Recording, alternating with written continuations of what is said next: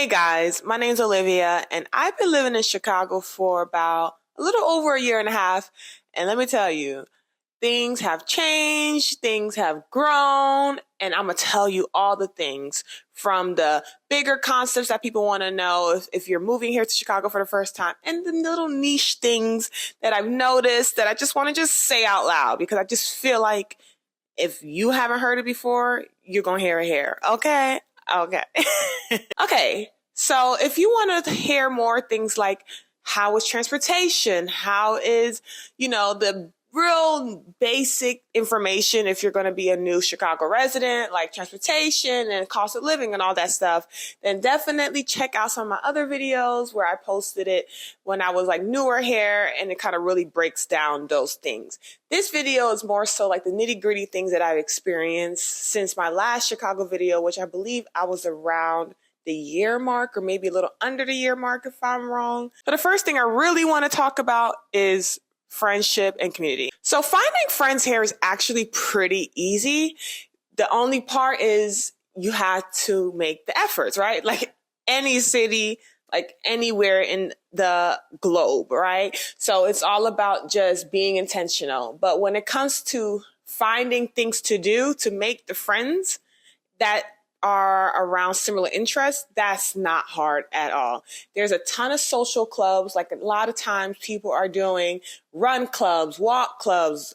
I even saw, what's it called? Jump rope club. I saw just so many different social clubs around certain types of concepts and different types of things that you like to do. So that's very easy to find. I would say, go to TikTok for those resources or Instagram to really find those more like smaller community clubs. When it comes to very particular concepts, even if something as simple as like something as niche down as like crochet club, there's probably 99.95% there's a club out there for you. And even things, especially during the summer, but definitely still throughout the rest of the year, there's things like DJ, concerts, or which is what I love to do. And I tend to find some of the similar people there. And so you can definitely connect with those people, from the DJ themselves all the way down to just common goers that go to these same types of events, even things like festivals. Chicago has a huge festival scene, from every festival you could think of. I've never been anywhere that had festivals quite like Chicago. Like, seriously, what in the world? There's like there's like 4 festivals every weekend, especially during the summer, and the fall is going on strong, but maybe like 1 to 2 festivals every weekend. And it can be something as huge such as like a Lollapalooza or Pitchfork or Arc, or the Jazz Festival that just recently happened, or it could be something smaller, niche down to like a neighborhood taste festival, or they even had the Taste of Chicago. That's not small, but that's just one another big one. That's more like a big local one. The Lollapalooza, of course, is more like big just nationally.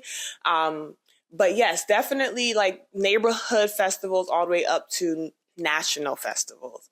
So definitely take advantage of the festival scene here. There's a lot of Instagram pages and TikTok pages that really like showcases the schedules. And I'll just put some on the screen here, or just some Instagram pages that I know.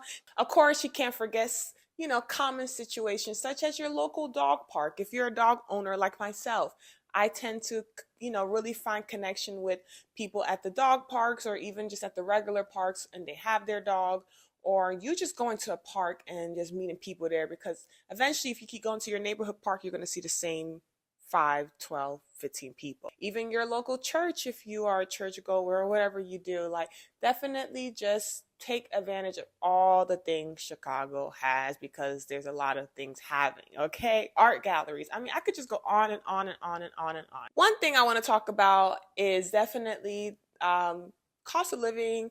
I know I said that I'll be more so in the last videos, but just to briefly go through it, cost of living is definitely not the most expensive thing compared to like the New Yorks and the LAs and the San Frans. But of course, it's going to be more than Madison in Wisconsin. It's definitely going to be more than, I don't know, your small town. But definitely it's still a pretty affordable. I will definitely say, like most places, rent is going up and up and up and up and up. You could probably get you a 1 bedroom, 1 bath for around like as low as I've seen, like 1,400, as high as 2,800. It just really depends on the neighborhood you're living in. Are you more central, downtown? Are you in West Loop? Then you're going to see 2,000s or 2,500s. Even for studios, you can see 2,500 for a studio. While if you go down south as maybe like even South Loop, you can find more affordable options, but it's still like maybe like 1,900, 2,000. But then of course, if you go further down into like Bronzeville and Hyde Park can get a little pricey, but like Bronzeville, you could probably get a 2 bedroom, 1 bath for about that same price. So just looking at your options, even going as high north as, let's say, Rogers Park, you can go to Rogers Park and probably get a 2 bed, 1 bath for those same 2,200 prices. So it just kind of depends on how north, south, and west you go. Of course, the further you're away from like that heartbeat of the city, usually the cheaper it gets. But there's sprinkles of high price things like Wicker Park is really high, expensive. I just think the inventory is low in Wicker Park, so they can increase the prices because there's not a lot of options. That's what I think. But the area is good and it's really growing, so things like that. And like for me, like I'm really looking into buying sometime in the future, and like the buying process. I bought a house before, so I've already been a homeowner before, but in Georgia. But like being a homeowner here in Illinois is something that I'm considering to do in the near future. So definitely like figuring out the differences. I know the taxes here are much higher than, let's say, where I came from in Georgia. So like realizing that if you're going to come here and buy, consider the property taxes, because definitely the property tax here is much more substantial than most states. So just consider that. If it's not a big deal breaker, obviously don't let that stop you. Just be mindful. And of course, like for me, I'm coming from a place where certain modern amenities would be in like a lower price range, while here might be like in a different price range. For example, having a new construction home, when I was in Georgia at the time when I bought my home, you can get a new construction home in the early 200,000s, $250,000 home. You can get a new construction single family home. While here, you're not looking at a new construction home if you're going to be like in the heartbeats of the city central, or even like the popular northern or southern neighborhoods. You're not going to get a new home, probably, period. But you're definitely not going to get a new home or at least newly remodeled home. You're probably not looking at that until like the 400s and up, if that. So just definitely consider that. And neighborhoods really matter when it comes to how much you're getting. So where I'm coming from, in particularly Georgia and some other places that I know, a lot of things in terms of activities pretty much shut down. Like once it gets cool or colder, just because people want to stay inside more. Yes, the city turns down just a little bit because, as we all know, Chicago has some notorious winters. However, as a person who's coming from the South and lived there for like 15 plus years of their life, it's really not that bad. Put on a jacket. You're living in the Midwest. Get a Northwood face jacket. Get a Canada Goose, like whatever. Like get a jacket that goes to like your knees or like mid thighs, and get a good jacket. Like if you're going to invest in something moving here, you got to get good winter gear, layers, thermals. But really, it's not that deep, y'all. Like for real, like that's like the number one comment is either the violence or the weather. Like literally, when it comes to the weather, like relax. They ask their snow days, but then like those are the tough days. You know what I mean? But it's not the whole winter you're seeing snow. It's not the whole winter you're experiencing snow and ice. It's literally not that deep. So like relax, like just wear the appropriate gear. The only reason why I say winters can be hard is that because it's such an extended time. So usually where I'm coming from in the South, it was maybe like November to like middle February, and then it starts to pick up spring. Here, I would say like Halloween weekend all the way to like April. So that's why I'm saying like April, you might have like sprinkle, like even March, you might have like sprinkles of like 50-degree weather, but definitely like true spring, you're gonna see that in like mid to late April. And like true consistent spring to like summer, right? You're gonna see that past April. So that's the only reason why winters are hard. Really, really bad, like, oh my gosh, I ain't going nowhere. That's probably like 2 weeks like combined of dates, like 14 days of like really, really bad days, right? Compared to a whole 6 months time frame of coldness. And the city does not shut down because it's cold. So that's a beautiful thing. Like things are still happening, events are still happening, concerts are still happening, people are still doing outdoor things. People are still showing up to like the city doesn't go to sleep because it's cold. Like the city understands it's cold and moves around it. Like everything that not everything, but a lot of things that are happening in the summer is happening in the winter. You just except for the festival stuff. But you definitely just have to adjust. Like I'm tired of the cold comment. So I just wanted to go on a quick rant there. Okay, here I am coming into more of the niche things. Like if you get it, you get it. If it's not for you, it's not for you. These are just my observation as a 2-year-old Black woman that is new to Chicago who's living in the central slash northish areas, westish areas of Chicago. I can't seem to find like a really good hairstylist for truly natural hair. Like not, as I told you, this is very niche. I can't really find a hairstylist that does like actual natural hair. And I'm not talking about no silk press. I'm talking about, can I get me a twist out? Can I get me a color and cut that doesn't require my hair to be straightened? Like, be for real. I am coming from the hair capital of Atlanta, so like I've been privileged with those things. So Chicago definitely might be more than most cities, but definitely because I'm more biased due to where I'm coming from, it's definitely something that I've noticed is a lack of. But it's probably not even a lack of, it's just probably a decrease from where I'm coming from. And I just have to realize this is the rest of America. So if y'all know any like locticians and people who really do like natural hair, I'm talking about 4C hair, type 4 hair.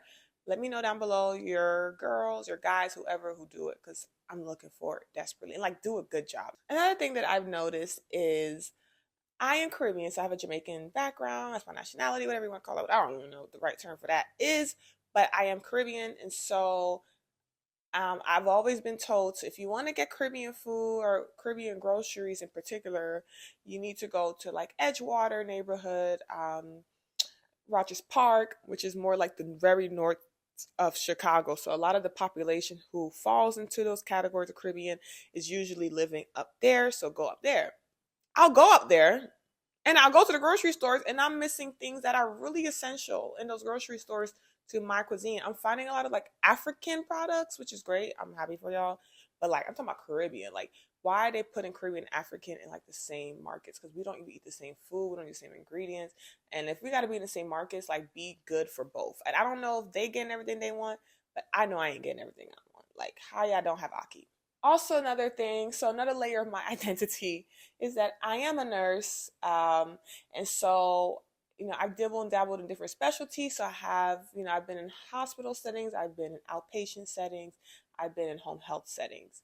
And what I can tell you, I didn't realize I've been in all the settings you can be in. Probably not, haven't done health tech, but I've done tech, but not as a nurse. My life. Anyways, I would definitely say the higher paying jobs in healthcare, of course, they're here, but not at the abundance that I'm used to coming from Atlanta. And I thought this would be a city that would be more higher price when it came to the value of a nurse. But I'm realizing that the salaries and the hourlies are pretty mid. Pretty mid. If I were to take the same job description to Atlanta, I probably would be making $5,000-$10,000 more, if even that. So that's something that I really noticed here just from like me job searching a couple of times living here. That's another story for another day. Definitely something that I realized like, wow, I do all of this for that price. Interesting. And there's even like a medical district, but still that, like I'm looking at all the jobs, I was looking at all the jobs over there and it just wasn't giving. So I just something that I have to get used to is that it's not, yes, there's opportunities here, but at what price? And where are you coming from? Because if you're coming from Oklahoma, this is going to be a huge pay raise. But cities that pay a lot more, like New York, Cali, altogether, like obviously you're going to be dipping down moving here. But I didn't think Atlanta would be a place that would be more higher value than here. So that's something that I realized. Another thing that I realized, and most people might say, girl, we don't want that, so don't bring that here. Don't even introduce it. Don't even advertise it, girl. I wish there was convenience stores. You know what I mean? Like, especially, and I'm not talking about like South Side and maybe West Side, because I know convenience stores are much more prominent there. I don't live there, right? So definitely, I would say more so like the central parts, like the West Loop and like Wicker and like Bucktown and like River North and like those neighborhoods, because that's kind of where my world is. Um, I would definitely Lincoln Park. I would definitely say like there's not a lot of convenience store options. So what I mean by that is like, let's say I'm walking down the street and I'm like, oh, I want something to drink because it's hot. There's no convenience stores. You know what I'm saying? Like growing up in Atlanta, cities weren't walkable in Atlanta. So like I just accepted that everywhere you go, you got to drive, right? But this is a walkable city. So in my head, I'm like, if I'm going to be in a walkable city, there should be things that make my walk easier.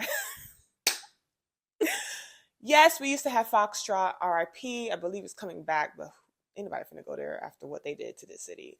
So Foxtrot was a great example of like a convenience store, but like the price is great, girl. I just need a simple mom pa market convenience store where I can go in there and pick up, a bottle of water. Shoot, if you want to make a New York style and make me a chopped cheese or something, I ain't saying the chopped cheese, but maybe like what's Chicago's version? A hot dog, an Italian beef, something just to make it feel like, okay, I can stop in the market and grab me something real quick and head out. Some people might say it might bring like people just to be idle around those type of environments, because you kind of see that in other parts of Chicago, of people just being idle at those type of places. But I really don't think that would happen in the areas that I'm talking about. So I just feel like, can y'all bring that convenience in my convenience stores in my community, please? Because that would be a great opportunity to make some money. So whoever hearing this and they got extra money, make me a convenience store in every those neighborhoods I just mentioned. Please and thank you. Another thing that I like noticed, which is kind of strange, but people pride themselves about it, who are like true Chicagoans, trash cans. Like, don't even get me started. It's like one of my biggest pet peeves living here. I understand the alley system is great and Chicago is clean compared to most cities. Like, whoa, Chicago is clean, child. But for some reason, I don't know how we keep the city clean, because I don't be seeing trash cans. And as a dog owner, and I'm walking my dog, and I gotta pick up sometimes it takes me like 4 blocks just to find a corner trash can. Walking in a more residential area, then I have to like throw away the dog in somebody trash can in the alley, and I just feel like I'm doing some doo-doo, doo-doo, doo-doo, doo-doo, doo-doo, doo-doo, doo-doo. Like because somebody was putting stuff in my trash can. Like when I was at a home in Georgia, like I would be a little tight. So like I just don't want to be that girl, and I just feel like we need trash cans at like every other block. Like we in the city, baby girl. Every other block there should be a trash can. Why is some of my local parks that I live near, why is there only one trash can? This is a whole park, baby girl. This is acres. So like, let's increase the trash can rate, and like, if we need more sanitation workers, like to take up this trash, like I will put my taxes into that. Like, let's hire more people, please. Lastly, this is very niche, down to a neighborhood niche. So I'm a girly who likes to go to the beaches, to walk my dog, whatever.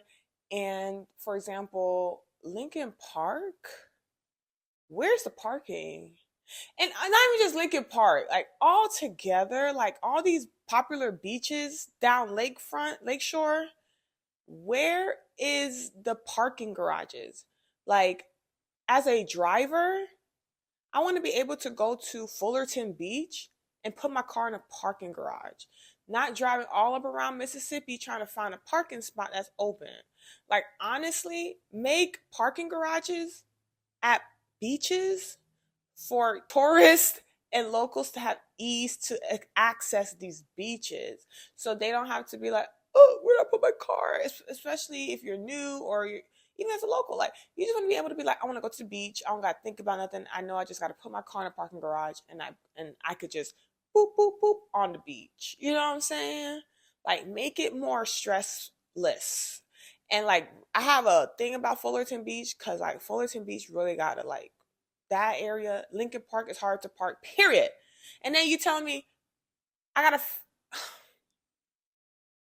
we need parking garages, y'all. We just need parking garages. Not only does it be charging $50, we just need parking garages. So anyways, my battery died. So just to wrap it up, I hope you enjoyed this video, and definitely let me know down below, do you relate to anything that I just said? Or am I just a little too much? I know I'm still new here and I'm navigating a lot of different things. And I definitely want to bring more content about the things I like to do here, like very niche down, because I know there's a lot of people who want very niched information. I found that YouTube really has very broad topics about Chicago. So I would love to bring more of that niche conversation into this platform. Definitely don't forget to like, comment, subscribe, and I'll see you in the next video. Bye-bye.